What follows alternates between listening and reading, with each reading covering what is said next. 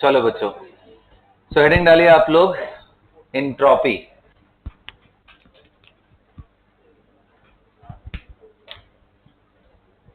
Right. तो सबसे पहले ये समझते हैं कि एंट्रोपी का मतलब क्या होता है।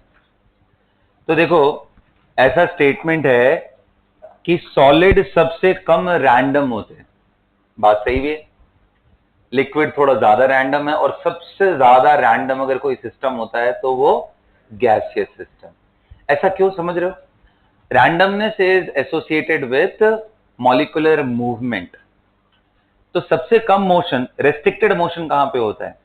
सॉलिड में। क्योंकि सॉलिड में मॉलिक्यूल्स क्या कर सकते हैं? सिर्फ वाइब्रेट कर सकते हैं, जबकि लिक्विड में ट्रांसलेट भी कर सकते हैं। वाइब्रेशन का तो खैर उसमें एटॉमिक लेवल पे अगर जो बॉन्ड है वो स्ट्रेच हो तो होगा, अदरवाइज उसमें वाइब्रेशन का कोई मतलब। सिमिलरली गैसेस में जब आप आ जाओगे तो रोटेशन, ट्रांसलेशन, सारे तरह के फ्रीडम ऑफ मूवमेंट वहां पे आ जाते हैं। उसमें कोई फोर्स ऑफ अट्रैक्शन नहीं मानते, आइडियलाइज्ड वर्जन में तो जीरो मानते हैं। तो इसलिए सबसे ज्यादा रैंडम सिस्टम ये है। तो entropy is indirectly a measure of degree of randomness of a system. Right it down. Entropy is a measure of degree of randomness. Entropy is the measure of degree of randomness.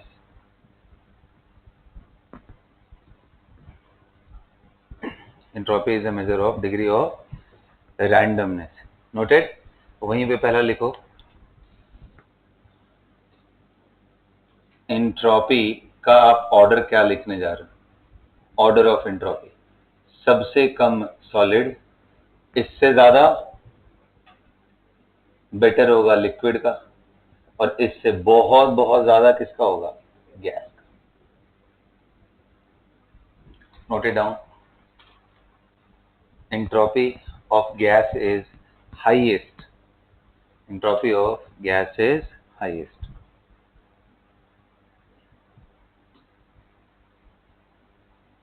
Right?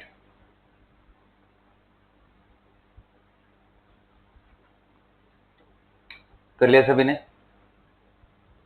Okay, great. अब मान लो कभी ऐसा मैंने कोई question frame किया और आपको बोला कि ये बताओ, अगर मैं एक रिएक्शन लिख रहा हूं, ध्यान से सुनो, कि calcium sulphide on heating, suppose if it forms CaO and SO2. CaO is a solid and calcium sulfite is also a solid. या फिर इसके जैसा मिलता जुलता reaction carbonate, which you guys are quite familiar with, अगर इसको गर्म करूं तो CO2 गैस मिलता है।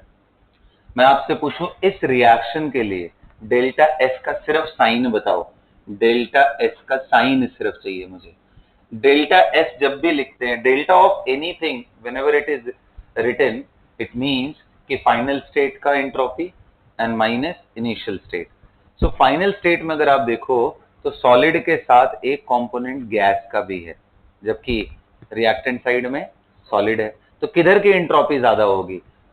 राइट साइड या लेफ्ट साइड? राइट साइड की एंट्रोपी ज्यादा। जब राइट साइड की एंट्रोपी बेटा ज्यादा है, एंट्रोपी ज्यादा है, लेफ्ट साइड की एंट्रोपी कम है, तो डेल्टा एस का वैल्यू क्या आएगा? पॉजिटिव। यस, ये बड़ा सिंपल सा क्वेश्चन एंड ट्रिकी सा क्वेश्चन होता है। अब जैसे मान लो मैंने और एक क्वेश्चन पूछा, दोनों तरफ गैस दे दिया। मान लो मैंने दे दिया कि इधर N2 + 3H2 जब कंबाइन करते हैं तो क्या बनता है? 2 अमोनिया के मॉलिक्यूल्स। अब मैं आपसे पूछूं कि इस रिएक्शन के लिए एंट्रोपी चेंज के बारे में बताओ, तो आप देखो दोनों तरफ गैस है, तो इस बारी क्या देखोगे? किधर ज्यादा मॉलिक्यूल्स ऑफ गैसेस हैं? किस साइड ज्यादा मॉलिक्यूल है? Left side. तो इधर की एंट्रोपी ज्यादा और इस साइड की एंट्रोपी कम। तो इसका डेल्टा एस क्या होगा बेटा? नेगेटिव। Got it? क्लियर हो रहा है? ऐसे ही बताओ, अगर मैं PCl5 को गर्म करते हैं तो ये टूट जाता है। क्यों टूट जाता है? कोई बताएगा क्यों टूट जाता है ये? Why PCl5 when heated?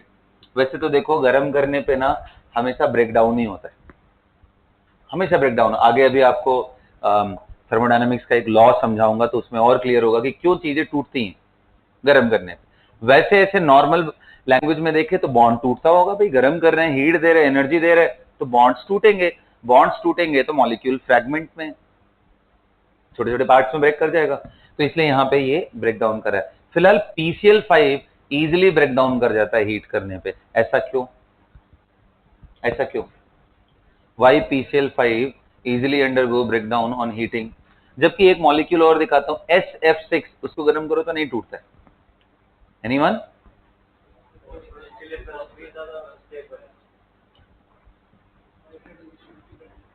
ना ना ना ना, PCl5 आपको तुरंत ज्योमेट्री पे जाना चाहिए। अब थोड़ा तुम लोग एजुकेटेड हो चुके हो बेटा केमिकल बॉन्डिंग में ना, तो दिमाग लगाओ यार कि कहीं इसके ज्योमेट्री में कुछ अजीब सी प्रॉब्लम तो नहीं है। तो है, आपको मालूम है ये axial bonds are longer, so long bond होने की वजह से एंड 90 डिग्री के 3 रिपल्शन की वजह से ये कमजोर बॉन्ड होता है, तो गर्म करने पे ये टूट जाता है। तो ये ब्रेक डाउन करके क्या बनता है? PCl3 and Cl2। जब SF6 बनाते हैं on the other hand is octahedral completely, यहाँ सल्फर यहाँ फ्लोरीन, हर जगह से आइडेंटिकल रिपल्शन है, और सल्फर एंड फ्लोरीन का बॉन्ड भी स्ट्रॉन्ग होता है as compare to phosphorus and chlorine. Is that clear? But anyway, so PCl5 को जब गर्म करेंगे तो ऐसे टूटेगा। बताओ इस रिएक्शन का एंट्रोपी चेंज का साइन क्या होगा? पॉजिटिव और नेगेटिव? Positive, very good. चलो नोट करो फटाफट, ये सिर्फ इसी चीज पे बेस्ड। सो की पॉइंट क्या है? जिधर गैसेस के मोल ज्यादा उधर की एंट्रोपी ज्यादा।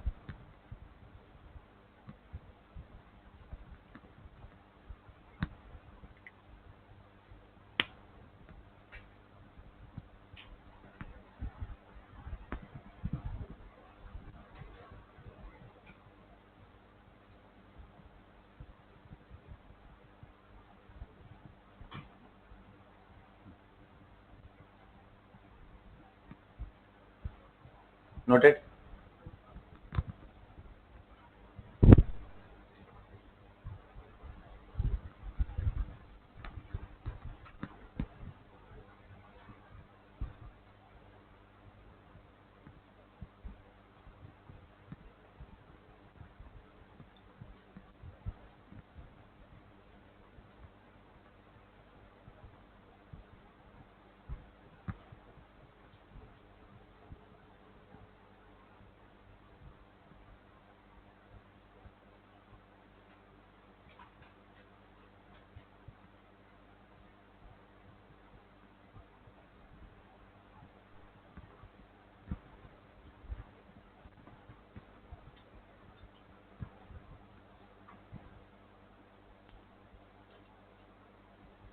Done?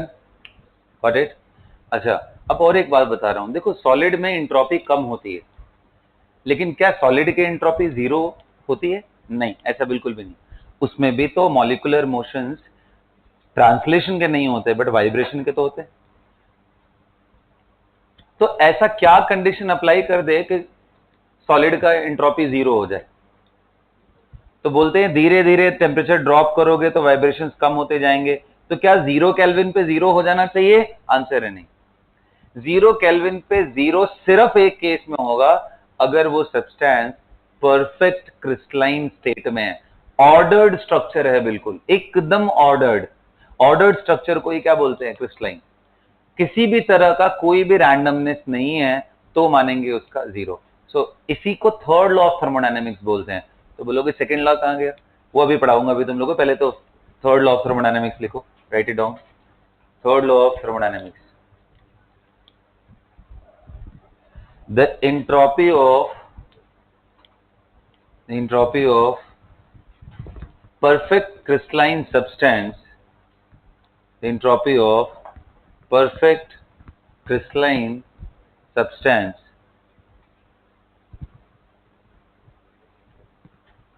the entropy of perfect crystalline substance is the entropy of perfect crystalline substance is zero at 0 Kelvin.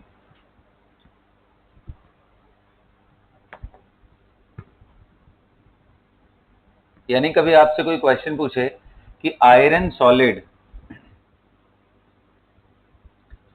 at 100 Kelvin and same iron solid at 200 Kelvin, इनकी इंट्रोपी का कंपैरिजन करना हो, इंट्रोपी का सिंबल एस होता है बेटा, सो entropy का comparison करना हो तो इसका इंट्रोपी ज्यादा, जैसे जैसे टेम्परेचर बढ़ाओगे उस हिसाब से इंट्रोपी बढ़ती जाए, ठीक है। सो इंट्रोपी का लेना देना बेटा मोशन से तो है ही, ऑर्डर्ड अरेंजमेंट से है। फिलहाल हम ऑर्डर्ड अरेंजमेंट से इंट्रोपी कैसे निकालते हैं उस पार्ट को हम नहीं पढ़ने जा रहे हैं, हम हीट ड्रिवन इंट्रोपी के बारे में डिस्कस करने जा रहे हैं, राइट। वही हमारे सिलेबस में है, उसी को हमें पढ़ना है। तो देखो मैंने बोला कि जीरो होता है इंट्रोपी परफेक्ट क्रिस्टलाइन सब्सटेंस का, तो जैसे जैसे तुम हीट दोगे सिस्टम को तो उसका टेम्परेचर अप होता जाएगा, प्रोवाइडेड अगर फेज ट्रांजिशन ना हो रहा हो बीच में तो टेम्परेचर धीरे धीरे बढ़ेगा, मूवमेंट्स बढ़ेंगे, सो एंट्रोपी भी बढ़ेगा। तो इसी से रिलेटेड है, देखो कैसे डिफाइन किया जाता है। The value of change in entropy is defined as very very important D Q reversible upon T का इंटीग्रल। किसका इंटीग्रल बच्चों? Integral of D Q reversible upon T. Very very important, मैंने यहां क्यू नहीं लिखा, रिवर्सिबल डेलिब्रेट लिखा है। अब कहोगे ऐसा क्यों?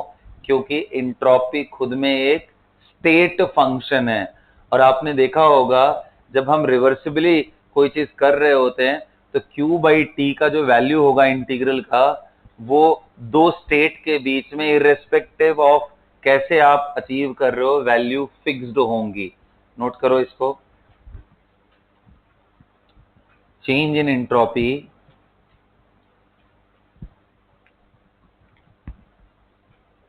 कैन बी कैलकुलेटेड एज,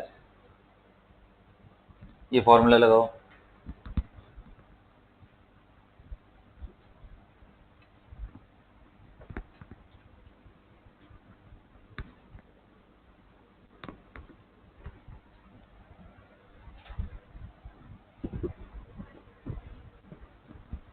अच्छा जी हो गया क्या?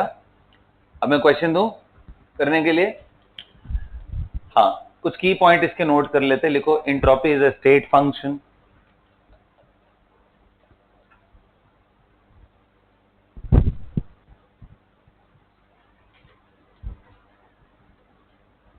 entropy is a state function.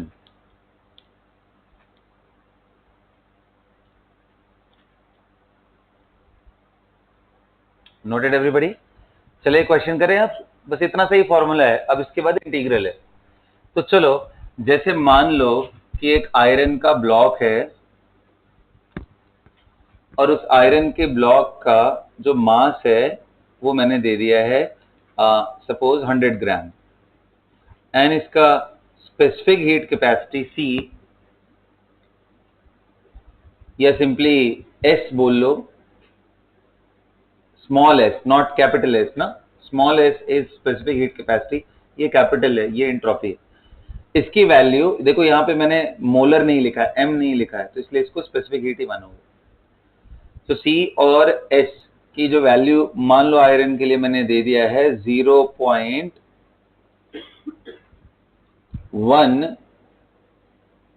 Joule पर ग्राम पर केल्विन। सो मैं पूछ रहा हूं कि what will be the change in entropy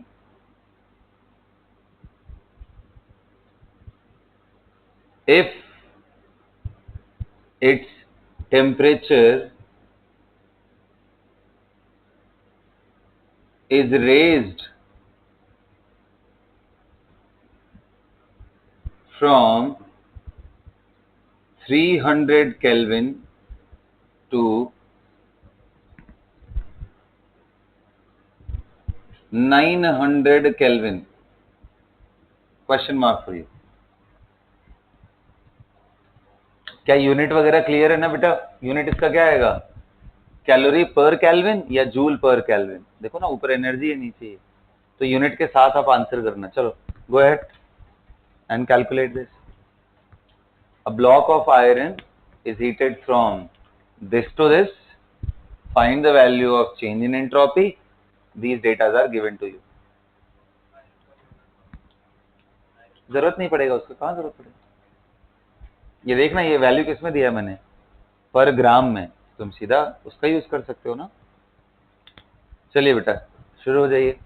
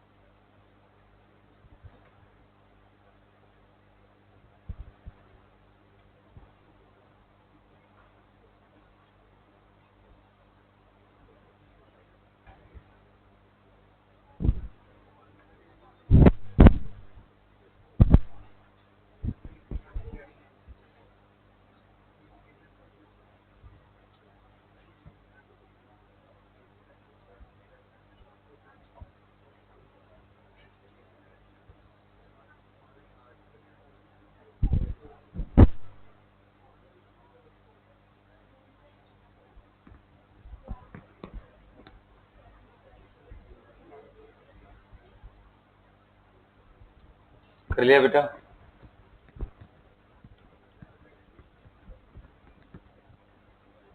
done बेटा। आइए चलिए देखते हैं। चलो निकालते हैं। बताओ डेल्टा एस का वैल्यू क्या है, integral D Q reversible by T. अच्छा, रिवर्सिबली हीट सप्लाई कर रहे हैं तो मैं ऐसा मान रहा हूं कि बाहर कहीं जा नहीं रहा है, सारा का सारा हीट उसी को मिल रहा है। और डी क्यू की वैल्यू को क्या मैं लिख सकता हूं, एम एस डी टी। अब आपके दिमाग में आएगा कि sir M S D T तो फॉर्मूला तब लगा सकते हो ना जब फेज ट्रांजिशन ना हो रहा हो, आपको कैसे पता? तो कॉमन सेंस लगा के नहीं बता सकते हो यार कि 900 केल्विन का मतलब कितना है डिग्री सेल्सियस में? बोलो कितना? क्या कर रहे हो तुम लोग? केल्विन है, डिग्री सेल्सियस में -273। तो आप बताओ क्या इतने पे आयरन मेल्ट हो जाएगा क्या? तो जब मेल्ट ना हो, फेज ट्रांजिशन ना हो, तो हम डायरेक्ट यही लगा सकते हैं। तो अंडरस्टूड है, इसका मेल्टिंग पॉइंट क्रॉस नहीं किया होगा, तो चलो मैंने लगा दिया। अब कितने लोग कह रहे हैं अब तो असली पंगा शुरू हुआ है, नहीं इंटीग्रेट करना है, ये कोई सरदर्द से कम तो है नहीं। लेकिन कितने लोग कह रहे हैं सर बड़ा आसान सा इंटीग्रल बना है, D T by T, M S तो बाहर आ जाएगा, एम एस बाहर आ गया, इंटीग्रल डी टी। अच्छा बताओ, जो यहाँ डी के फॉर्म में है उसी का फंक्शन हो तो लिमिट भी उसी का रखते हैं, फ्रॉम T1 से T2 कितना है बेटा, कितना है 900, और ये कितना है, चलो डी टी बाई टी का इंटीग्रल क्या होता है, ln टी, कहां से कहां, 300 से 900। अब एक बात बताओ, एम एस, मैं इसको T2 T1 लिख दे रहा हूं, कोई दिक्कत क्या, ln T2 minus ln T1, upper limit lower limit रख लिया। बताओ ln a माइनस बी का वैल्यू क्या होगा, ln a by B, ln T2 by T1। बेटा ये बताओ M S ln T2 by T1, इसको क्या मैं 2.303 के फॉर्म में लिख सकता हूं क्या, log to the base 10 T2 by T1 क्या लिख सकता हूं, बोलो। तो मेरे पास अगर ऐसे किसी सॉलिड का या लिक्विड का फेज ट्रांजिशन नहीं हो रहा हो, तो डेल्टा एस की वैल्यू क्या आ गई, एम एस, पूरा पूरा लिखना हो तो 2.303, 2.303 M S log of T2 by T1 provided provided, या फिर इसी ms के जगह पे कितने लोग कह रहे हैं कि अगर मोल दिया हो तो सी मोलर इंटू m के बजाय मोल आ जाएगा n into C log of T2 by T1 to the base 10 आ जाएगा क्या? अब क्या ये वैल्यू कैलकुलेट नहीं कर पाओगे क्या? बता जरा तो। मास कितना है बेटा? 100 ग्राम है, और ये 0.1 से मल्टीप्लाई करोगे तो कितना आ जाएगा? 10 जूल। तो ms की वैल्यू आ गई 10 इंटू 2.3 यानी 23, बोलो, into log of T2 by T1, log of T2 900, ये 300, कितना टाइम? 3 टाइम। लॉग 3 का वैल्यू बताओ? 0.477 ना, तो मल्टीप्लाई करके जो भी आएगा जूल पर kelvin will be the answer.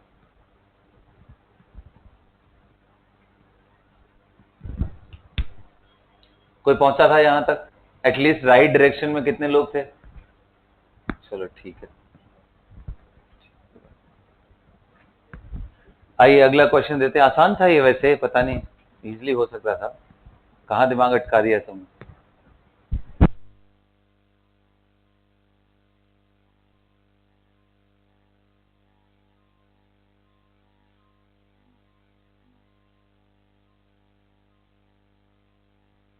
अगला क्वेश्चन देते हैं, चलो।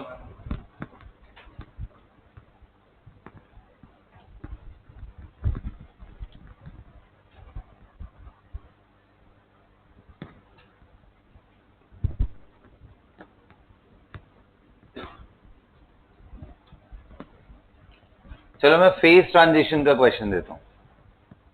फेज ट्रांजिशन, और अपना वही सेम एग्जांपल लेते हैं कि H2O लिक्विड से क्या बन रहा है?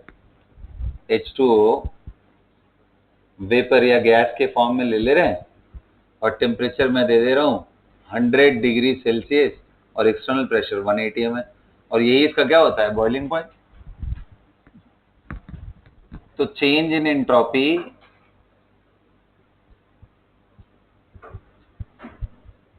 For phase transition, change in entropy for phase transition, इसको करेंगे, ठीक है।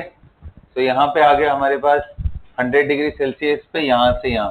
मान लो अगर मैं बोलूं कि 10 ग्राम लिया है इसका, तो क्या आप डेल्टा एस का वैल्यू निकाल सकते हो? जहां पे आपको लेटेंट हीट ऑफ वेपराइजेशन की वैल्यू दी हुई है, कितना होता है वैसे याद हो गया होगा? 540 कैलोरी पर,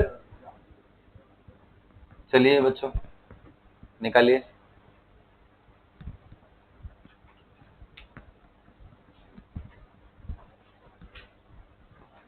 देखते हैं हम लोग क्या करते हो। फ्रैक्शन के फॉर्म में भी छोड़ सकते हो, कोई टेंशन नहीं, you can leave it like that.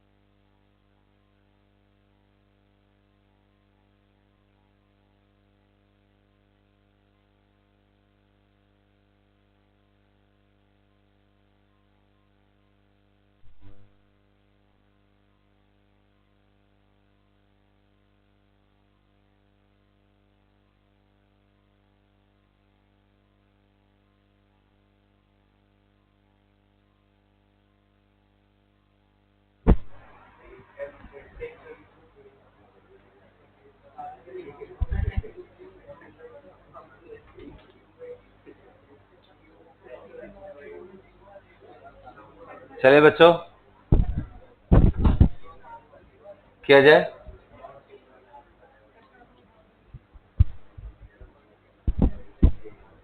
आइए चलिए देख स्टार्ट करें ना। हाँ, जस्ट चेक आप कितना करेक्ट चल रहे थे। सो अगेन हमारे पास आंसर आएगा D Q reversible by T. और इस बार कितने लोग करें, इस हीट को कैसे एक्सप्रेस कर सकते हैं? हाँ, dm इंटू एल। ऐसे क्यों लिख रहा हूं dm इंटू एल? क्योंकि याद करो यहाँ dq है ना, कि छोटा सा हीट दोगे तो क्या होगा, तो हमारे पास जितना भी लिक्विड है उसका छोटा सा मास dm, अगर आप हल्का सा हीट दे रहे हो dq, तो ये लिक्विड से कहां चला जाएगा, वेपर फेज। इसलिए मैं ऐसे लिख रहा हूं। पूरा क्यू रहता तो मैं क्या लिखता? अच्छा जी, चलो कोई बात नहीं। तो अभी कितने लोग कह रहे हैं एल और टी ये दोनों ही क्या है, कांस्टेंट। ये टी कैसे कांस्टेंट हो गया? फेज ट्रांजिशन है इसलिए। अरे आया क्या बात समझ में? So this will also be a constant. ये बात कहानी लिख लेना, सबसे इंपॉर्टेंट चीज ये था। L by T DM. बताओ डीएम का इंटीग्रल क्या आता है? एम। तो क्या आ गया answer? M L upon T. हो गया ना? अच्छा, कितने लोग कह रहे हैं M into L at constant pressure is nothing but delta H. अरे जितना हीट सप्लाई करते हैं कांस्टेंट प्रेशर पे वो किसके बराबर होता है? Enthalpy change. और कांस्टेंट वॉल्यूम पे किसके बराबर होता है? इंटरनल एनर्जी का याद आ रहा है? तो डेल्टा यू होता अगर हम किससे कर रहे होते, अगर कांस्टेंट वॉल्यूम पे। यहां कांस्टेंट प्रेशर है इसलिए। सो कभी अगर ऐसे लिखा हो कि फेज ट्रांजिशन में, during phase transition this value delta S can be written as M L upon T या डेल्टा एच अपॉन टी, तो एक ही बात है, टेंशन मत लेना, दोनों एक ही बात है। चलो वैल्यू निकालो, तो इसका कितना आ रहा है? मास कितना था बोलो? 10 gram into 540 calorie upon temperature कितना है बेटा? 373। हाँ केल्विन में रखना है, ध्यान रखना, नीचे टेम्परेचर हमेशा केल्विन में रहेगा, डिग्री सेल्सियस में नहीं, हमेशा टी को। क्या आ गया सबको समझ में? तो हमने देखो दो चीजें कर लिया अक्षय, है ना। पहला हमने किया कि जब फेज ट्रांजिशन ना हो रहा हो, बीच में अगर कहीं मेल्टिंग या बॉइलिंग जैसा कुछ ना हो रहा हो। और दूसरा कौन सा केस कर लिया, जिसमें मेल्टिंग। अब अगर और टफ क्वेश्चन बनाना हो तो कैसे लेंगे? मान लो मैंने स्टार्ट कर दिया कि 10 डिग्री सेल्सियस से गर्म किया और 100 डिग्री सेल्सियस वेपर तक लेके गए, तो कितने लोग कह रहे 10 से लेके 100 लिक्विड तक फेज ट्रांजिशन नहीं, उसका अलग कैलकुलेट करना पड़ेगा। एंड जब फेज ट्रांजिशन हो रहा है उसका अलग, इन दोनों को जोड़ देना पड़ेगा। ये क्या है? एंट्रोपी स्टेट फंक्शन है। तो जैसे हेस्लॉ के केस में हम यूज करते हैं, वैसे इस पे भी ऑपरेशन लगा सकते हैं। स्टेट फंक्शन हो और एक्सटेंसिव वेरिएबल हो, अगर ये सारी चीजें हैं तो हम हेस्लॉ का यूज कर सकते हैं। क्या सबको समझ में आ गया ये बात? अब अगला क्वेश्चन दे, बोलो। तो देखो हमने सॉलिड भी कर लिया, फेज ट्रांजिशन भी कर लिया, तो अब मैं आइडियल गैस का केस लेके चलना चाहता हूं, and will see if you guys can calculate. This will be a surprise. वैसे तो डेरिवेशन करा के फिर देता तो सब लोग कर लेते, लेकिन मैं अभी टेस्ट करना चाह रहा हूँ कि कितने लोग खुद से फिगर आउट कर सकते हो। ठीक है, कर सकते हो, इतनी एबिलिटी पे भरोसा रखो, अगर थोड़ा पीछे का चीज ध्यान है तो just do it. 2 mole of a monoatomic ideal gas यानी हीलियम, इसको हीलियम भी लिख देते तो एक ही बात होता। 2 mole of a monoatomic ideal gas undergoing a process such that its state such that its state changes from changes from 10 liter 300 Kelvin to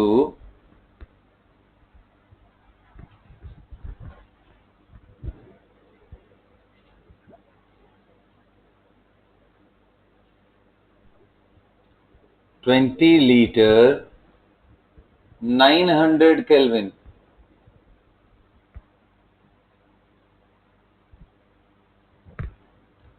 Ten liter 300 Kelvin to 20 liter 900 Kelvin. बताओ, तुम्हें temperature दे दिया, volume दे दिया, मोल बता दिया, तो क्या pressure अपने आप नहीं निकल जाएगा? इसलिए सारे वैल्यूज नहीं दिए जाते, कुछ अंडरस्टूड होते हैं। ठीक है, आपको प्रेशर की जरूरत पड़ेगी तो आप उसको भी निकाल सकते हो। फिलहाल then find the change in entropy. Find the change in entropy. अब आप कहोगे सर एक बात बताओ, आपने तो बताया ही नहीं कौन सा प्रोसेस है। क्या बताया? क्या मैंने बताया कौन सा प्रोसेस है? क्यों नहीं बताया? क्योंकि ये स्टेट फंक्शन है। जैसे याद करो, हमने पिछले लेक्चर्स में जब इंथैल्पी चेंज निकालना रहता था तो मैं सिर्फ इनिशियल एंड फाइनल स्टेट बता दिया था, ध्यान आ रहा है? और हमने क्वेश्चन एग्जीक्यूट किया है। हम हीट नहीं बता सकते हैं, डब्ल्यू नहीं बता सकते हैं, लेकिन स्टेट फंक्शन का ट्रांजिशन तो बता सकते हैं। चलो लगाओ दिमाग, देखे देखे तुम लोग निकाल पाते हो क्या? ये अपने आप में एक टास्क है, निकाल लिए तो मजा आ जाएगा। बिल्कुल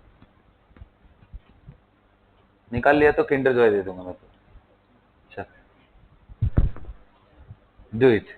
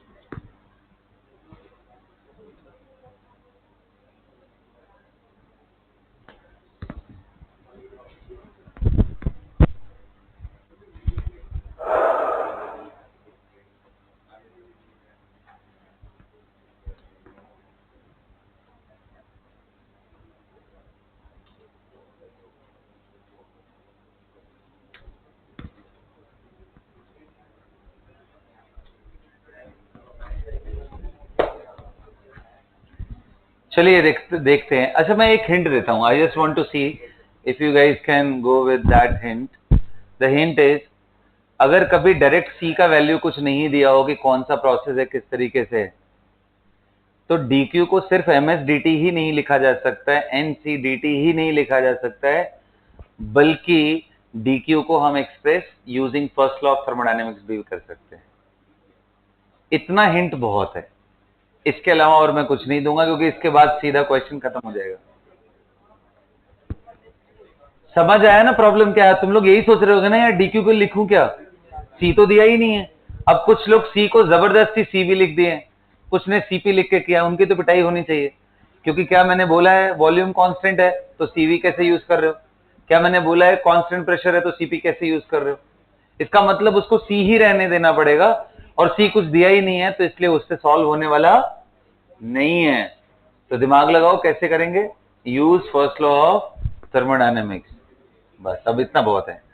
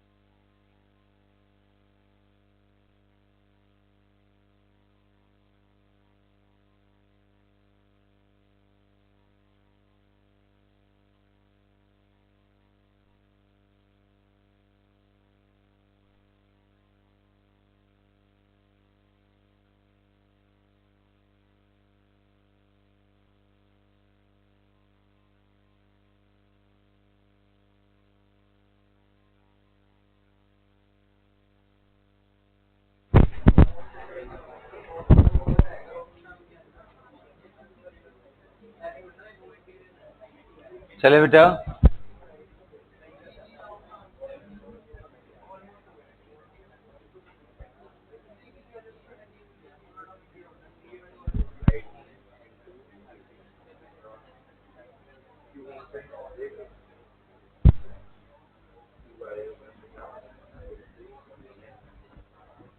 हाँ जी चलिए आइए। कितने लोगों ने कर लिया? डेरिवेशन के फॉर्म में ही बता दो यार, नहीं हुआ? आओ चलो, मैं बस stop writing and now just check here. देखो हमें तो बस इतना पता है कि कोई भी अगर डायरेक्ट काम नहीं चल रहा, हीट का एक्सप्रेशन डायरेक्ट ना निकाल पाए डीक्यू रिवर्सिबल, तो first law of thermodynamics use कर सकते हैं। अब आपको पता है using first law of thermodynamics आपको मालूम है कि small w plus small q, या जिसको हम dq बोल सकते हैं, इज इक्वल टू du। बोलो। अच्छा w के जगह पे हम क्या लिख सकते हैं, माइनस पी डीवी। अरे स्मॉल w की बात हो रही है, पूरा कैपिटल, प्लस इसी को मैं dq लिख रहा हूं, और ये du की वैल्यू कितने लोग बोल रहे हैं सर ये तो एनसीवी dt लिख सकते हैं आइडियल गैस के लिए। अरे du change in internal energy can be written as n C V, अरे heat supplied at constant volume होता है ना, तो dq की वैल्यू कितनी आ गई, NCV dt plus P DV. क्या आ गया, क्या क्वेश्चन खत्म हो गया। अब इसके जगह लिखेंगे N C V D T upon T plus P DV upon T, इसका इंटीग्रल इसका इंटीग्रल। चलो दोनों को इकट्ठे लिख दो पहले, खुश हो जाओ तुम लोग। क्या समझ में आ रहा है? इसको थोड़ा स्प्लिट कर लेंगे, स्प्लिट कर लेंगे तो क्या आ जाएगा, N C V D T by T plus P by T D V integral integral. अच्छा अभी कितने लोग कह रहे हैं CV का वैल्यू तो हमें पता हो जाता है 3/2R, तो अभी मैं CV रहने देता हूं क्योंकि अभी मोनोएटॉमिक दिया है ना, ये जनरल डेरिवेशन T1 से T2, तो क्या बताओ NCV बाहर निकल गया बेटा, T2/T1 ये DT/T, तो क्या मैं इसको LNT लिख दूं फ्रॉम T1 से T2 प्लस, अभी कितने लोग कह रहे हैं यहां थोड़ा पंगा पड़ गया सर कि dV यहां है V और यहां फंक्शन प्रेशर एंड टेम्परेचर का है, और प्रेशर एंड टेम्परेचर के बारे में कोई इंफॉर्मेशन नहीं है, अगर वो कांस्टेंट होंगे तो बाहर आ जाएंगे। तो कितने लोग कह रहे हैं इसमें सबसे बढ़िया ये है कि सर P/T की जगह आप NR/V लिख लो। क्यों लिख ले NR/V? क्योंकि अब V का फंक्शन आ जाएगा, मोल एंड R तो कांस्टेंट होते ही है।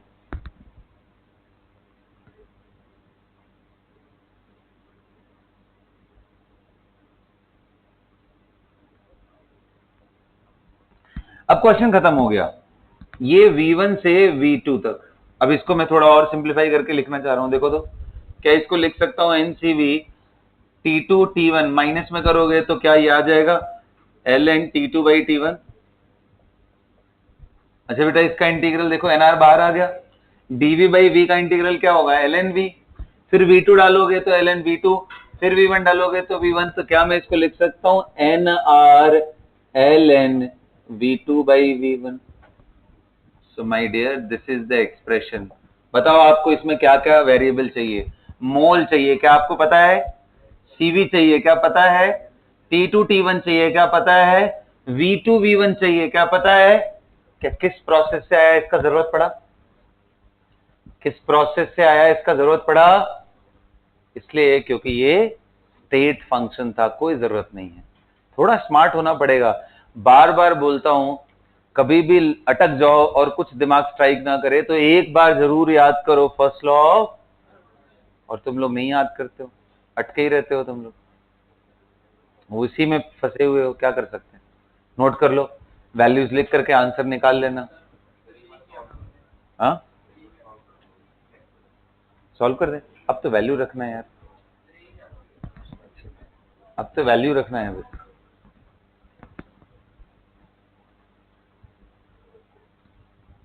निकाल लोगे, चलो अब कैलकुलेट करके बता दो सब फटाफट। लॉग की वैल्यूज जो बताई है वो यूज कर लेना, ln को 2.303 लॉग बेस 10 लिखा जा सकता है, वो करके फाइनल आंसर बताओ जूल पर केल्विन में।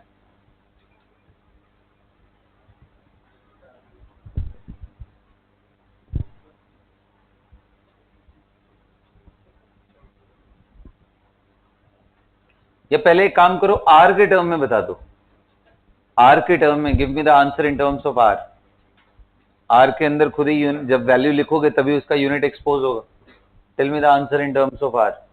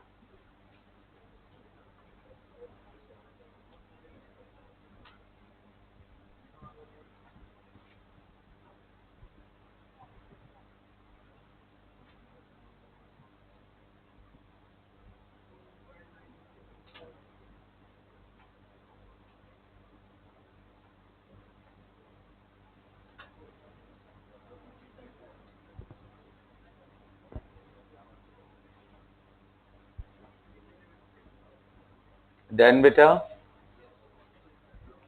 क्या आ गया आंसर सभी का? 4.672 R is the right answer. ठीक है, मैच करा लो, और आर की वैल्यू 8.314 लिखोगे तो जूल पर केल्विन में आंसर आ जाएगा। ठीक है, चलो तो क्या इंट्रोपी सब तरीके से निकालना सीख गए तुम लोग? बोलो, सभी तरीके से निकालना सीख गए? ये सुनो, ओके, मिटा दो ये सब।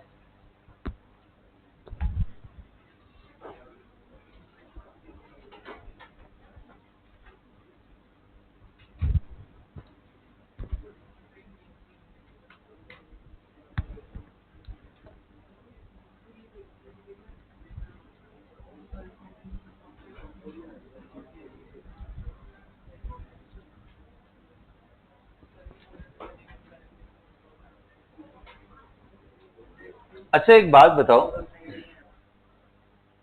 सुनो ध्यान से, अगर इसी एक्सप्रेशन में मैंने आपको T2T1 एंड P2P1 दिया होता तो क्या करते?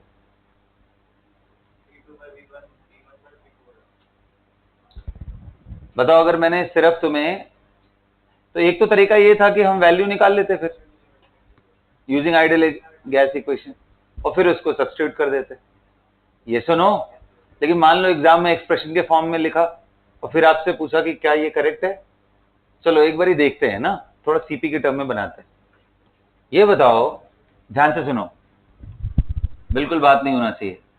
ये बताओ V2 बाई V1 को आइडियल गैस इक्वेशन का यूज करके, क्योंकि हमें पता है कि V की वैल्यू क्या होती है, nRT बाई P, तो V2 करूंगा तो ये T2 P2 हो जाएगा, V1 करूंगा तो ये T1 P1 हो जाएगा। सो V2 बाई V1 निकालना हो तो ये वैल्यू कितनी आ जाएगी, देखो तो, T2 by T1 into P1 by P2, क्या आ जाएगी? क्या उठा के रख देते हैं, यहाँ उठा के यहाँ रख देते हैं और देखते हैं फिर क्या आ रहा है। NCV ln T2 by T1 plus NR ln T2 by T1 into P1 by P2। अब बताओ, इसको मैं ना थोड़ा एक्सप्रेस करना चाह रहा हूं, एक्सपैंड करना चाह रहा हूं A इंटू बी को, इसको रिटेन करके। कोई फायदा ऐसा करने से? देखते हैं, कुछ फायदा तो दिख रहा है वैसे, कितने लोगों को दिखाई दे रहा है? कितने लोगों को दिख रहा है कि सर ये ln T2 by T1 ln T2 by T1 and number of mole ये कांस्टेंट है, बाहर आ जाएंगे? बोलो, बाहर आ जाएंगे, मैं सबको नहीं सिर्फ उन दोनों की बात कर रहा हूं। सो मोल बाहर आ गया तो अंदर क्या बचा, CV प्लस R, और बाहर अभी मैंने क्या लिया है, ln T2 बाई T1। क्या दिख रहा है सबको? बोलो बच्चों, लिख सकते हैं या नहीं लिख सकते? क्या CV प्लस R की वैल्यू क्या होती है? ग्रेट, तो देखो कितना सुंदर सा इक्वेशन आ गया। ये भी डेल्टा एस का एक्सप्रेशन है, NCP ln T2 by T1 plus NR ln P1 by P2, ये भी एक्सप्रेशन।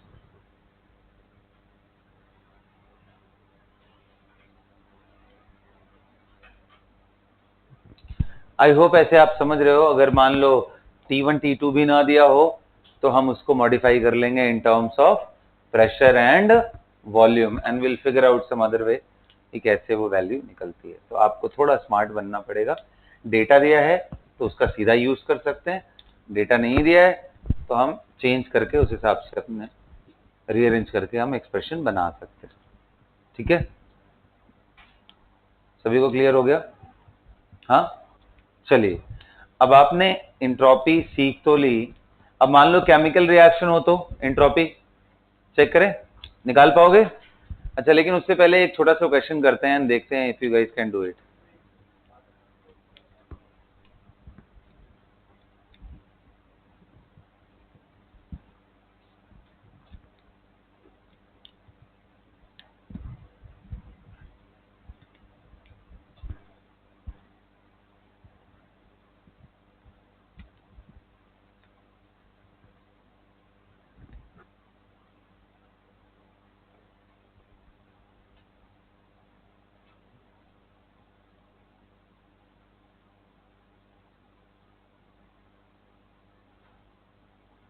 क्या है?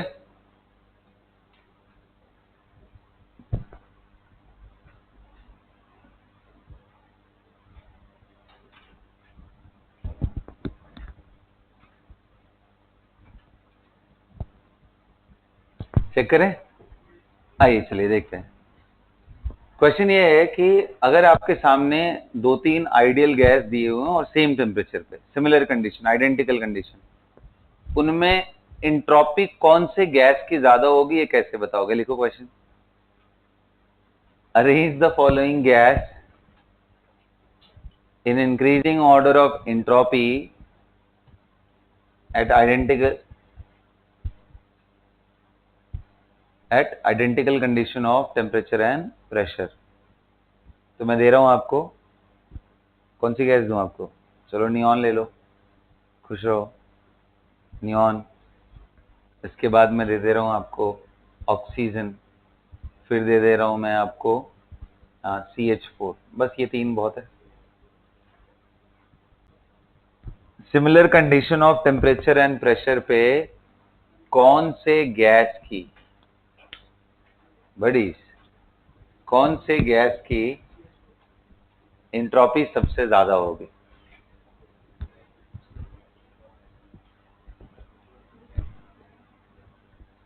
बोलो क्या आएगा आंसर? सबसे ज्यादा किसका होगा? सबसे ज्यादा क्यों होगा CH4? कौन बताएगा? बिल्कुल, क्योंकि देखो इस एक्सप्रेशन को ही देखो यार, इसमें क्या बदलेगा? सिमिलर कंडीशन टेम्परेचर प्रेशर का है तो ये वैल्यूज तो फिक्स हो गए ना, आर वगैरह तो सब फिक्स हो गया, तो क्या बदलेगा? सीवी। सीवी किसका ज्यादा होता है? CH4। पॉलीएटॉमिक गैस है, तो बस आंसर लिख लो। Answer will be as it is. सबसे कम मोनोटॉमिक का, उससे बेटर डाइएटॉमिक, और उससे ज्यादा polyatomic. Greater the value of molar heat capacity, CP हो या CV हो, greater will be the entropy है under identical condition of temperature and pressure. Is that clear? Okay जी, आइए अब बढ़ते हैं कि सर ये एंट्रोपी आपने पढ़ा तो दिया, लेकिन इसका एप्लीकेशन क्या है? हाँ, क्या यूज है इसका? क्यों ये एक नया स्टेट फंक्शन की तरह?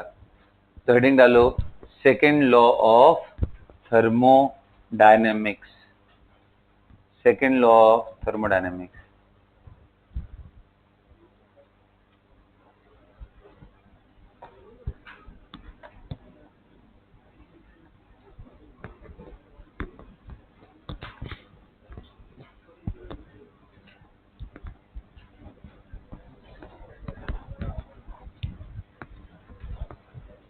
अब वैसे मैं आपको बताऊं, जैसे फर्स्ट लॉ का एकदम क्रिस्टल क्लियर स्टेटमेंट है कि भाई energy can neither be created nor destroyed, और जो भी हम एनर्जी सप्लाई करते हैं सिस्टम उसको अपने इंटरनल एनर्जी के चेंज करने में यूज करता है। यही था ना, इतना सिंपल सा। सेकेंड लॉ का कोई एक फिक्स स्टेटमेंट नहीं है। मैं जो आपको केमिस्ट्री में पढ़ाऊंगा वो इंट्रोपी के नजरिए से पढ़ाऊंगा, और यही जब आपको फिजिक्स में पढ़ाया जाएगा तो वहां नजरिया बिल्कुल अलग होगा। तो वहां स्टेटमेंट बदलेंगे, लेकिन सभी सेकेंड लॉ के फॉर्म्स ही हैं, अलग अलग स्टेटमेंट है। तो मैं सिर्फ केमिस्ट्री वाला वर्जन आपको बताऊंगा, यानी जो मेरे यूज का चीज है, ठीक है? सो मैं इंट्रोपी एसोसिएटेड, फिजिक्स में आप इंट्रोपी पढ़ोगे ही नहीं। सो अब इनफैक्ट इंथैल्पी भी नहीं पढ़ोगे फिजिक्स में। फिजिक्स में आप फर्स्ट लॉ ऑफ थर्मोडायनामिक्स तक इंटरनल एनर्जी, वर्क निकालना, हीट निकालना, कैलोरीमेट्री, ये सब पढ़ोगे आप। और जैसे ही केमिस्ट्री में आएंगे तो वहीं से बदल जाते हैं कहानी हमारी। फिर हम इंथैल्पी एंड ये टर्म और इसके आगे जो भी पढ़ने वाले वो सब कुछ फिजिक्स में नहीं पढ़ोगे। Gibbs free energy exclusively chemistry के लिए ही है। ओके, सो अब ये सेकेंड लॉ ऑफ थर्मोडायनेमिक्स है क्या? सो इसको लॉ ऑफ एंट्रोपी भी बोलते हैं। सो बेसिकली क्या है कि फर्स्ट लॉ ऑफ थर्मोडायनेमिक्स कोई भी प्रोसेस के अपने आप कौन से डायरेक्शन में होने वाला है उसके बारे में कोई क्लैरिटी नहीं देता है। कहने का मतलब कि अगर मैं, ध्यान से सुनना ये बात ना, बड़ा इंटरेस्टिंग है ये। कि मान लो a cup of tea is taken and बाहर के एनवायरमेंट का टेम्परेचर नेचुरली 30 डिग्री के आसपास और इसका टेम्परेचर में मान लो अभी जस्ट बॉयल किया है तो 100 डिग्री सेल्सियस। ये सराउंडिंग का टेम्परेचर है और ये सिस्टम का टेम्परेचर। सो अपने आप क्या होता है, चाय ठंडी हो जाएगी यार थोड़ी देर में, यानी हीट इधर से इधर निकल के आएगा, यही होता है ना स्पॉन्टेनियसली।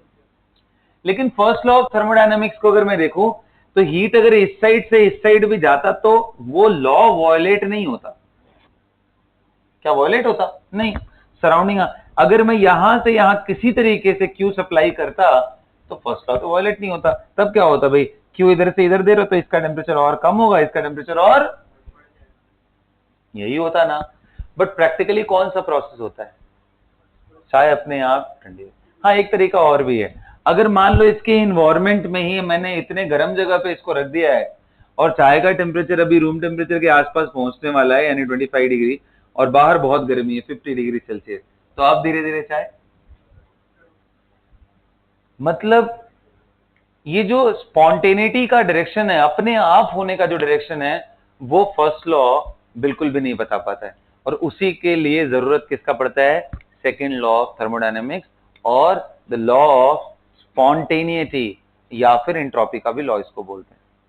ओके, तो क्या ये स्टेट करता है कि कोई भी प्रोसेस अपने आप उसी डायरेक्शन में होगा जिस डायरेक्शन में जाने से sum of the change in entropy of system and surrounding becomes positive. In other word, कोई भी प्रोसेस उस डायरेक्शन में स्पॉन्टेनियस होता है जिधर जाने से पूरे यूनिवर्स का एंट्रोपी बढ़ रहा होता है, पूरे यूनिवर्स का एंट्रोपी इंक्रीज कर रहा होता है। एंट्रोपी यूनिवर्स में दोनों चीजें आएंगी भाई, सिस्टम की एंट्रोपी एंड सराउंडिंग की एंट्रोपी का अगर हम डेल्टा डेल्टा वैल्यू निकालें तो उनका सम पॉजिटिव आना चाहिए। इंडिविजुअली कोई एक नेगेटिव हो सकता है, दूसरा पॉजिटिव हो सकता है, बट ओवरऑल अगर वो प्रोसेस स्पॉन्टेनियस है तो, और ये मैं आपको प्रूफ करके भी दिखाऊंगा अभी थोड़ी देर बाद। और चाय का एग्जाम्पल नहीं लेंगे हम लोग, आयरन रॉड के एग्जाम्पल लेंगे कि एक हाई टेम्परेचर रॉड एंड एक लो टेम्परेचर रॉड अपने आप अगर वो इक्विलिब्रियम की तरफ जाता है तो उसका नेट चेंज इन एंट्रोपी आप निकाल के दिखाओगे, अभी आप देखोगे कि वैल्यू पॉजिटिव आती है। सो फिलहाल आप लिखना शुरू करो इसको, लिखो, first law of thermodynamics, do not tell about the spontaneity of a process.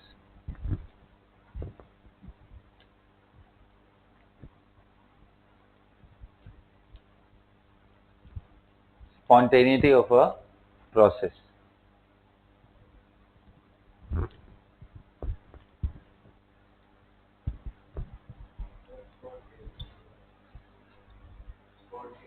Spontaneous का मतलब होता है अपने आप होना, बिना किसी एक्सटर्नल एजेंट के हेल्प के। Okay, so first law of thermodynamics, do not tell anything about the spontaneity of a process, मतलब कौन से डायरेक्शन में प्रोसेस अपने आप होने वाला है। ओके, बिना किसी हेल्प के, सिर्फ इसको ऐसे ही छोड़ दो, क्या हेल्प करना पड़ता है क्या, एनवायरमेंट में छोड़ दो, आपका 100 डिग्री सेल्सियस है तो धीरे धीरे वो रूम टेम्परेचर पे ही आ जाएगा। This is happening by its own. We are not giving any sort of energy from our end. जैसे इलेक्ट्रिकल सप्लाई नहीं कर रहे, कुछ नहीं कर रहे, ये अपने आप हो रहा है। तो as per second law of thermodynamics, a process will be spontaneous in that direction. देखो, as per the second law of thermodynamics, the process will be spontaneous in that direction.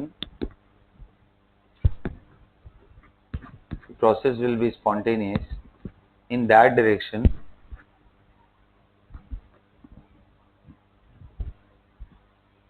where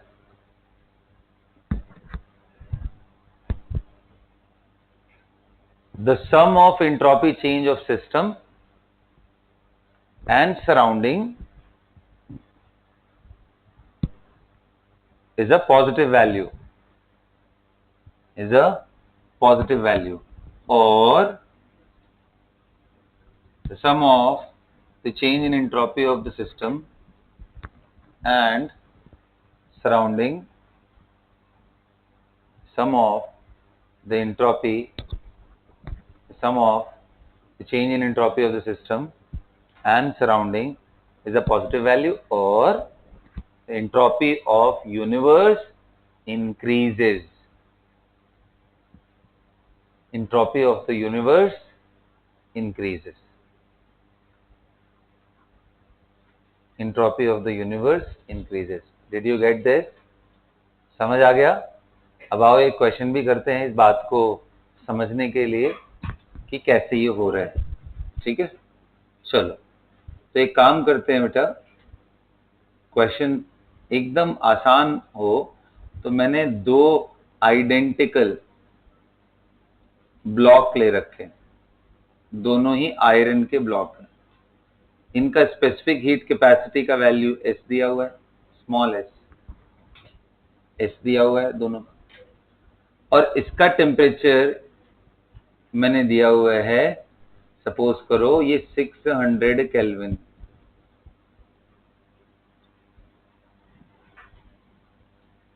okay, and इसका temperature मैंने दिया हुआ है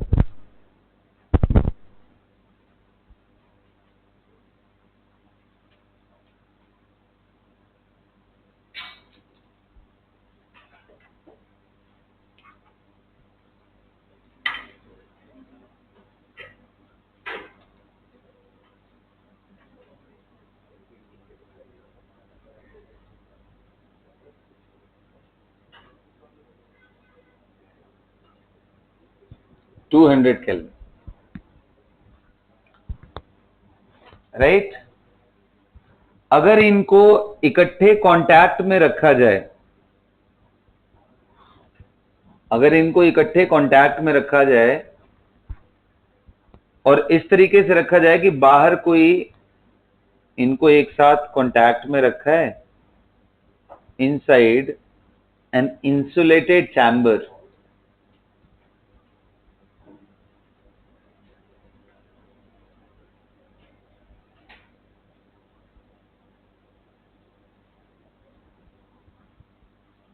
सो जब equilibrium reach हो जाए, जब इक्विलिब्रियम रीच हो जाए तो आप बताओ इन दोनों का टेम्परेचर क्या होगा?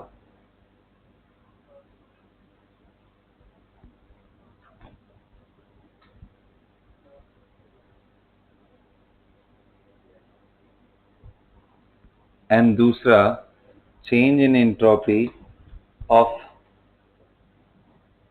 यूनिवर्स, इसकी वैल्यू क्या होगी in terms of the data that is given to you? Come on, go ahead and check करो ये वैल्यू पॉजिटिव होगी। सो क्वेश्चन क्लियर हुआ? Two block of iron, one at a temperature of 600 kelvin and another at a temperature of 200 Kelvin are kept in contact in an sealed chamber, और धीरे धीरे आपको मालूम है हायर टेम्परेचर से lower temperature की तरफ एनर्जी का ट्रांसफर होगा, हीट का ट्रांसफर होगा। कब तक हीट का ट्रांसफर होता रहेगा? जब तक दोनों का टेम्परेचर सेम ना हो जाए। तो इसलिए मैंने पहला वही क्वेश्चन पूछा है कि बताओ कौन सा टेम्परेचर है इक्विलिब्रियम का, एंड दूसरा क्वेश्चन आपसे पूछा है कि आप बताइए, क्या बताइए आप, बोलो। डेल्टा एस यूनिवर्स, मतलब ये प्रूफ करो कि अपने आप ये चीज हो रहा है ना, इक्विलिब्रियम अपने आप मेंटेन हो रहा है, तो डेल्टा एस यूनिवर्स का वैल्यू पॉजिटिव आना चाहिए, आपको प्रूफ करना है। वैल्यू निकालो, अपने आप दिख जाएगा। कम ऑन, गो अहेड।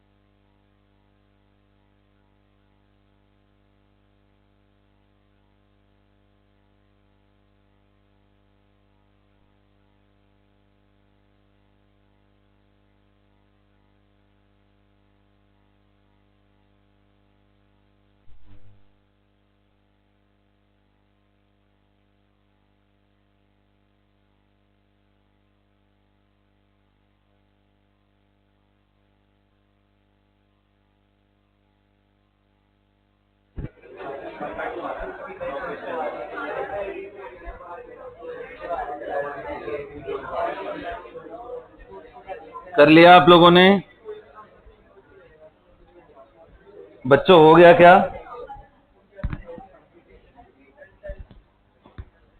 हो गया सभी से? चलो तो पहले तो टेम्परेचर इक्विलिब्रियम का बताओ तो इजीली निकल गया होगा। कितना आया? 400 केल्विन। कितने लोग का आया ये हाथ उठाओ।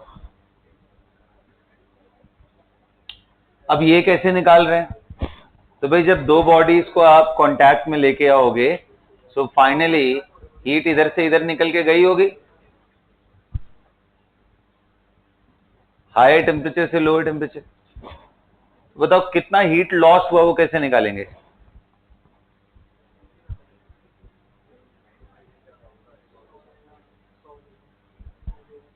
हीट लॉस कैसे निकालेंगे?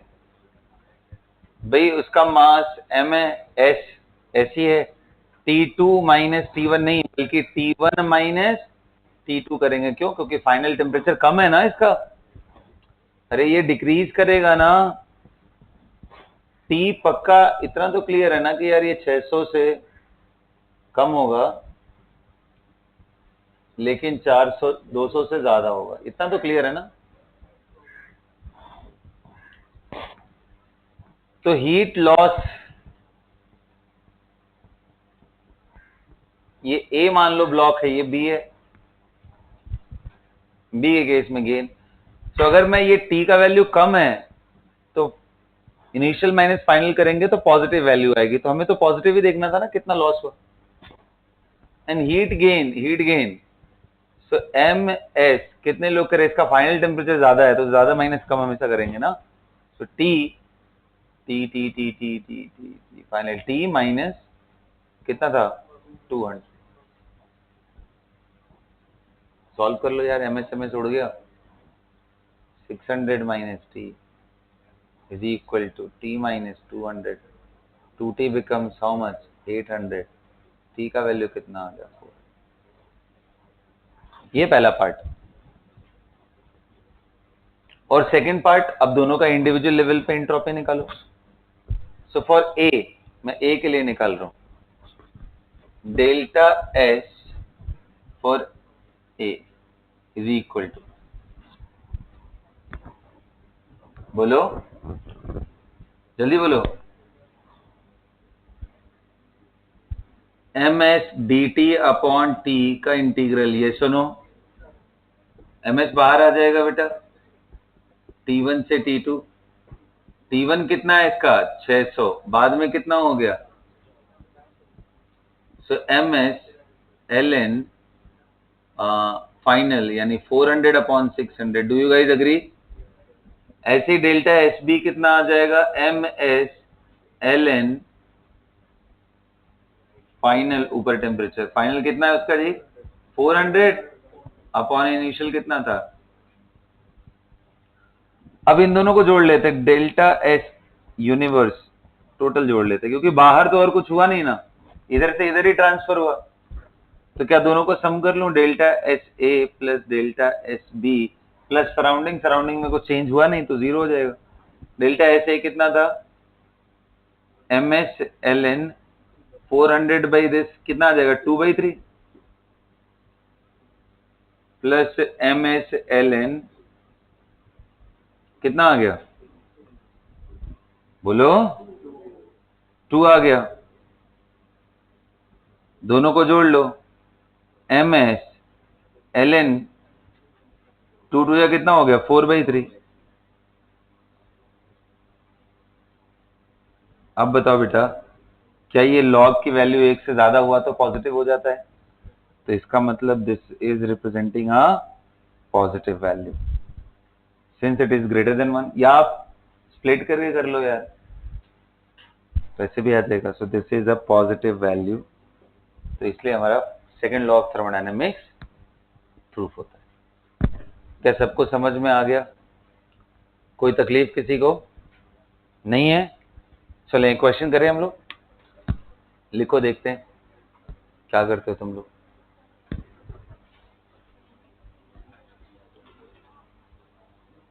Find the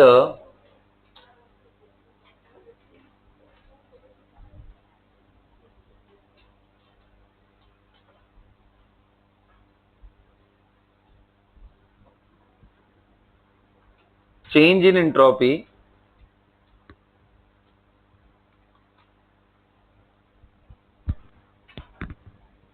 if 5 mole of oxygen, if 5 mole of oxygen undergoing reversible adiabatic expansion, undergoing reversible adiabatic expansion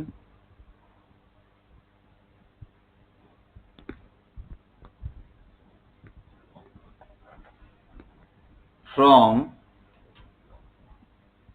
1 liter to 10 liter, 1 liter to 10 liter.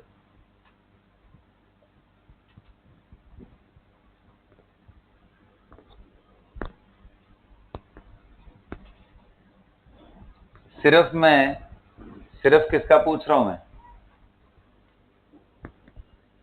Ideal gas का ही चेंज, मैं पूरे यूनिवर्स का नहीं पूछ रहा हूं यहाँ पे ना। रिवर्सिबल एडियाबैटिक एक्सपेंशन 1 लीटर से 10 लीटर तक हो रहा है, किसका? ऑक्सीजन। कितने मोल? तो आपको क्या बताना है?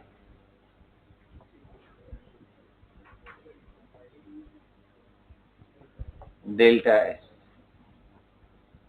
बहुत इंपॉर्टेंट है ये क्वेश्चन।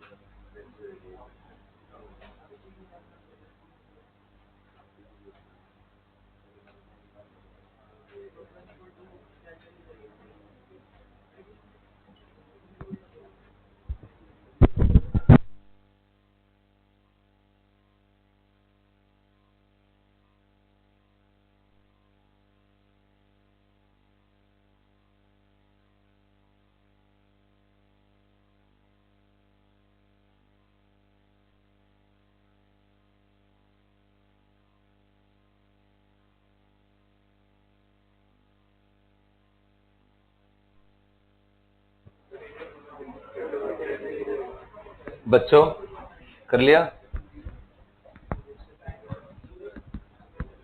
क्या रहा answer? Absolutely right, 0 will be the right. हाँ विनायक, वही तो। Delta S is equal to integral D Q reversible by, कितने लोग कह रहे यही वैल्यू 0 हो गई? हाँ, अपॉन टी इज 0 आ गया। इसलिए बोलते हैं reversible adiabatic process is isoentropic process, मतलब जहां एंट्रोपी सेम हो। नोट करके लिखो ये बात। ये सब स्टेटमेंट्स है यार, मैं तुमको क्वेश्चन के फॉर्म में करा रहा हूं। लिखो, नोट करके लिखो। Reversible adiabatic process, reversible adiabatic process underline होना चाहिए। Reversible adiabatic process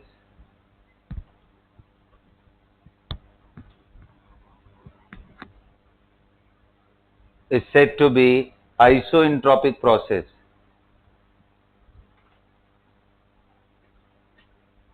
because delta S is 0 for this. S becomes constant.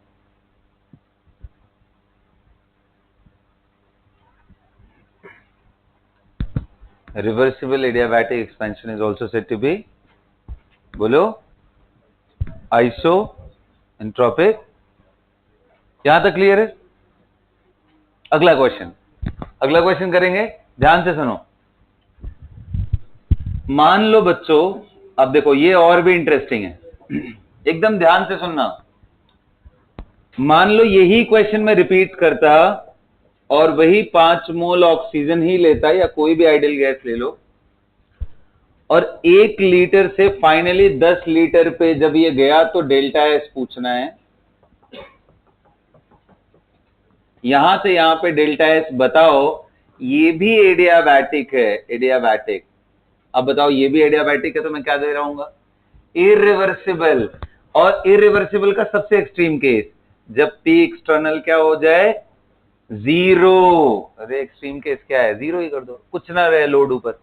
इसको क्या बोलते हैं? Free expansion. क्या बोलते हैं?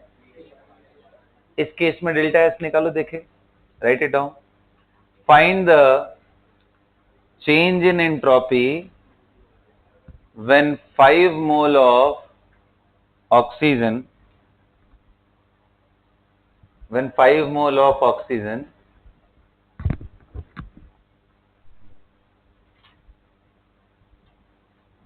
undergo free expansion adiabatically,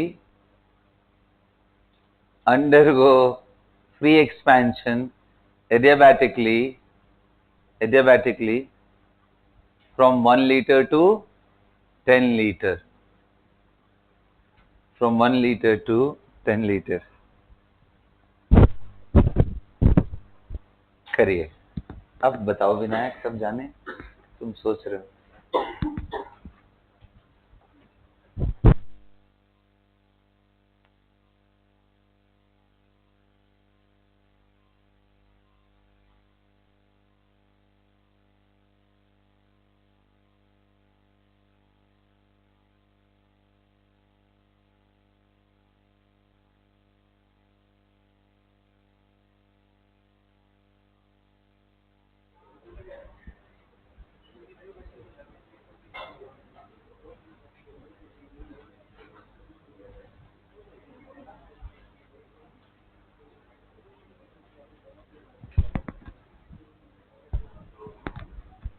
निकालो वैल्यू, थोड़े थोड़े चेंजेस कर रहा हूं।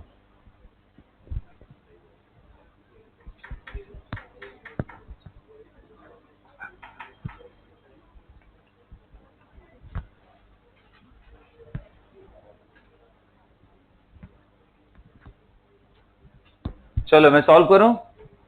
इतने देर का ही था क्वेश्चन ये, इससे ज्यादा नहीं। जो लोग भी जीरो बोल रहे हैं बहुत ही ज्यादा गलती कर रहे हैं। पता है क्या गलत हो रहा है? इस बार कितने लोग ये कह रहे हैं कि सर ये delta S is equal to D Q reversible by T, यही होता है ना एंट्रोपी चेंज, और आप इसकी वैल्यू को जीरो लिख रहे हो। क्या ये रिवर्सिबली जा रहा है? How do you know that this value will be zero? If it is not going reversibly, how can you say that dq reversible is zero? This process is not at all reversible यार। I gave you irreversible change। देखो ना, ये reversible नहीं है, अरे लिखवाया ना, free expansion is not reversible process. तो dq रिवर्सिबल हमें पता ही नहीं है।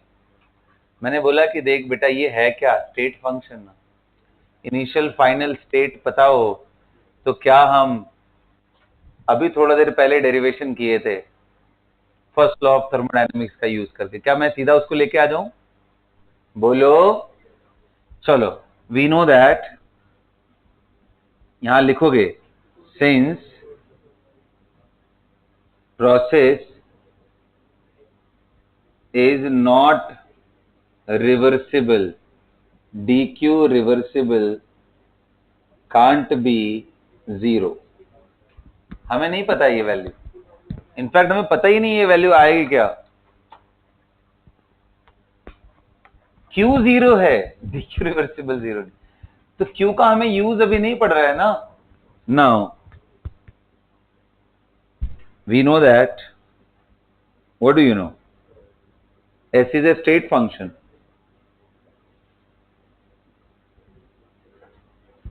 and delta S for ideal gas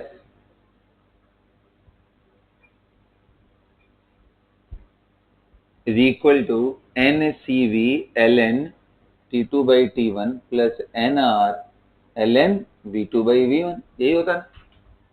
बोलो।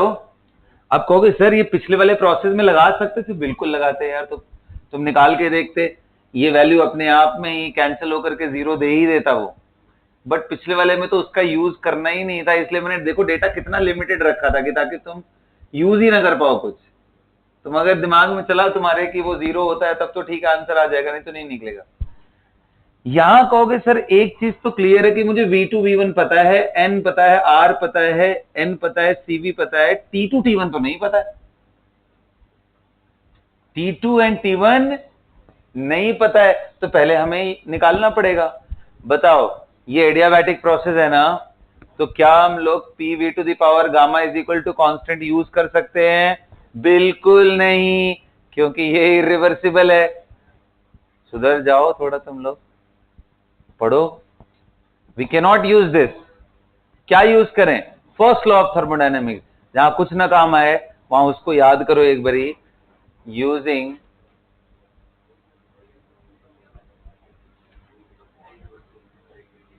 First law of thermo. बताओ क्या बोलोगे? Q plus W is equal to delta करोगे? अब मुझे बताओ Q का वैल्यू क्या है भाई, क्योंकि कैसा प्रोसेस था, और W का वैल्यू 0 हो जाएगा क्योंकि ये क्या है, फ्री एक्सपेंशन। अरे P एक्सटर्नल 0 है। ये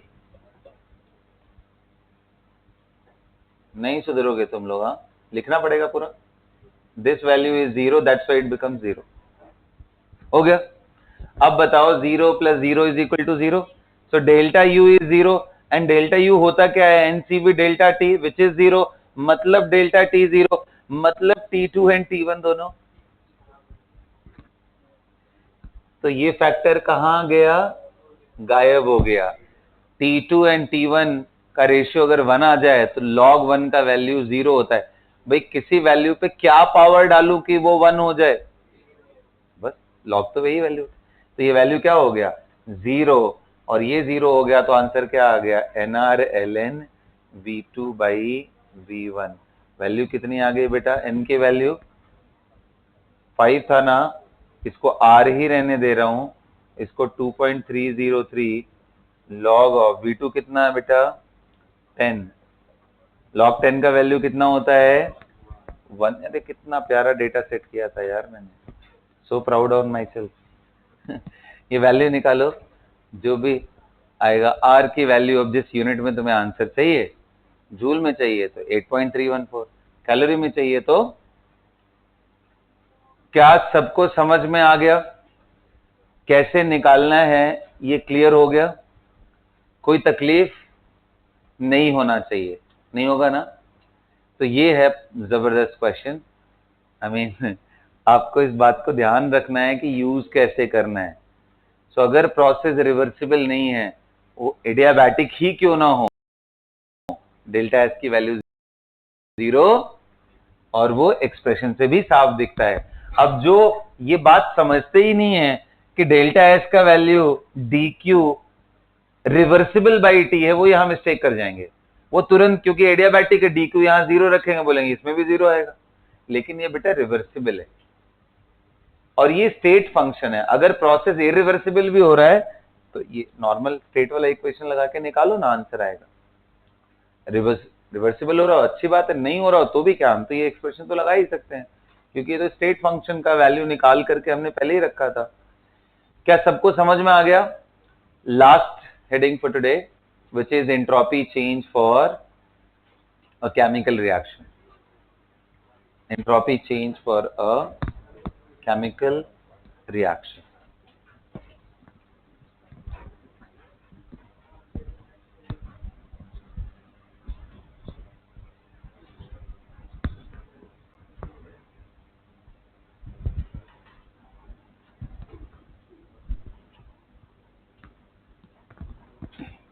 इसलिए देखो जब मैं स्टेटमेंट लिखवा रहा था तुम्हें, तो मैंने स्टेटमेंट में ये लिखवाया कि रिवर्सिबल एडियाबैटिक इज आइसोएंट्रोपिक। मैं चाहता तो रिवर्सिबल वर्ड हटा भी सकता था ना, I should have given you the statement adiabatic process is isoentropic, but it is not. Adiabatic सिर्फ रिवर्सिबल वाला आइसोएंट्रोपिक होता है, ये रिवर्सिबल में देखो एंट्रोपी चेंज हो रहा है, that is not isoentropic process. Got it? So अब हम लोग करने जा रहे हैं किस चीज को बेटा, केमिकल रिएक्शन अगर दिया हो तो एंट्रोपी चेंज। सबसे आसान कैटेगरी का क्वेश्चन है नहीं, सबसे इजी है ना। तो देखो ऐसा रहेगा, ध्यान से सुनो। जैसे मान लो ये N2 लिखा है प्लस 3H2 और 2NH3। आपसे पूछेगा delta S, R stands for reaction, ये निकालो। आपको क्या दिया रहेगा, टेबल दिया रहेगा।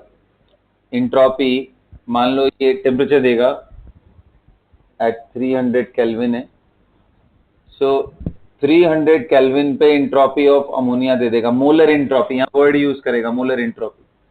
मान लो ये X है, molar entropy of N2, molar entropy is Y and molar entropy of H2 is Z। वो वैल्यू देगा आपको, टेंशन नहीं लेना। तो क्या निकाल नहीं लोगे भाई, ये भी तो एक्सटेंसिव फंक्शन होता है ना। तो बताओ delta S will be 2 into molar entropy of ammonia. क्या मैं लिख सकता हूं, minus 1 into molar entropy of N2 minus 3 into molar entropy of, बोलो, H2। खत्म।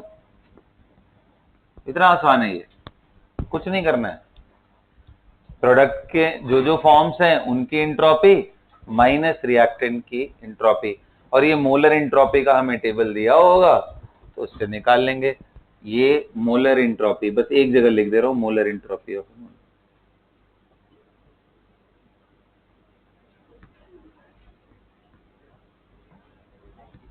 क्या समझ में आया? So that's all. बस एक एग्जांपल के फॉर्म में ही छोड़ दे रहा हूं, अब समेशन के फॉर्म में लिखने का जरूरत नहीं है। So with this everyone we are done for today's lecture. कल एंट्रोपी का एक छोटा सा पार्ट रह गया है, उसको डिस्कस करूंगा एंड गिब्स फ्री एनर्जी को डिस्कस करेंगे। That's all.